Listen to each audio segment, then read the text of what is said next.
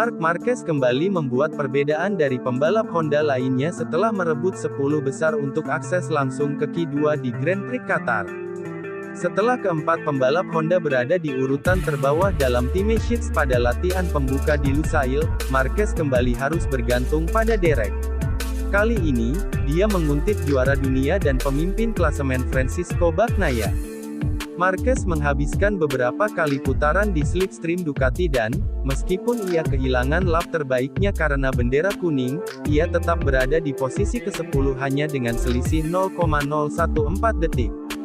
Ini adalah hari yang lebih baik dari yang kami harapkan ketika kami tiba di sini, kata Marquez.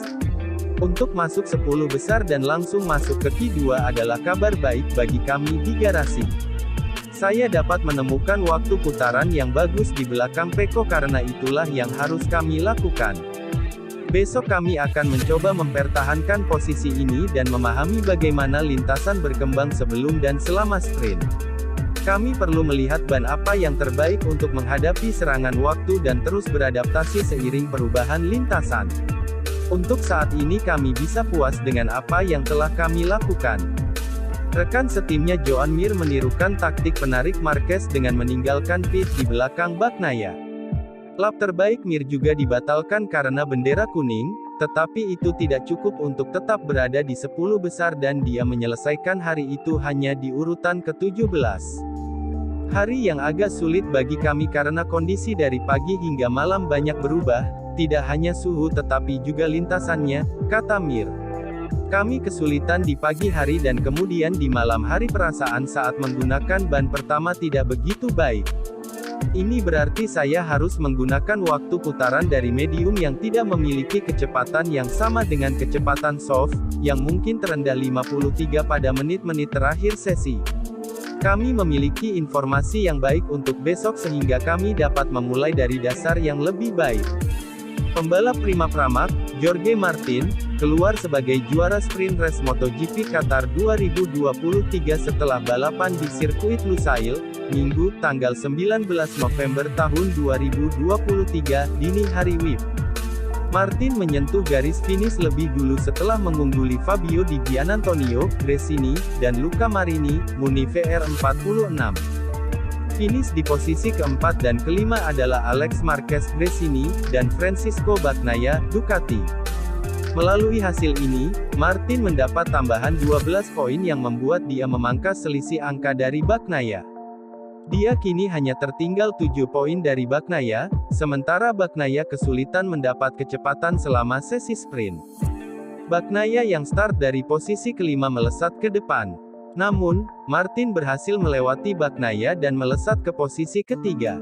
Luca Marini, Muni VR46, dan Alex Marquez Gresini, masih di posisi ke-1 dan kedua. Bendera kuning berkibar setelah Enea Bastianini terjatuh di tikungan 2. Pembalap dalam keadaan oke. Pada lap kedua, Bagnaia menyalip Martin dari sisi kiri untuk menempati posisi ketiga. Tak lama berselang, Martin dengan agresif melewati Bagnaia, sementara Marquez juga bersaing ketat dengan Marini memperebutkan posisi pertama. Bagnaia semakin ke belakang setelah Fabio Di Giannantonio menggesernya sehingga dia di urutan keempat.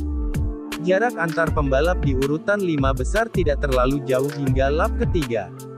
Martin terus memacu motornya hingga meninggalkan Bagnaia di posisi kelima. Bagnaia berusaha mengejar ketinggalan dari 4 pembalap di depannya. Pada lap keempat, Alex Marquez berusaha mengambil alih posisi pemimpin balapan dari Marini. Namun, Marini masih mempertahankan posisinya. Martin semakin ganas dengan menggeser Alex untuk berada di posisi kedua.